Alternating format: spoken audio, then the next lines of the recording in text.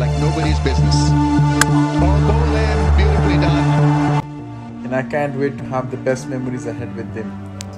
দর্শক, breaking news. Pakistan super লিগে Bangladeshi leg spinner Rishad হোসেনের অভিষেক যে এতটা রঙিন হবে তাকে ভেবেছিল। প্রথম ম্যাচে বল হাতে রীতিমতো চমক দেখিয়েছেন তরুণ এই স্পিনার। রিশাদের ঘূর্ণিতে বিপর্যস্ত ব্যাটাররা। রিশাদ তার দ্বিতীয়বারই বড় শিকার। 19 বলে 40 রান তোলা রাইলি রুশুকে বোল্ড করে দিলেন ম্যাচের মোড় ঘুরিয়ে।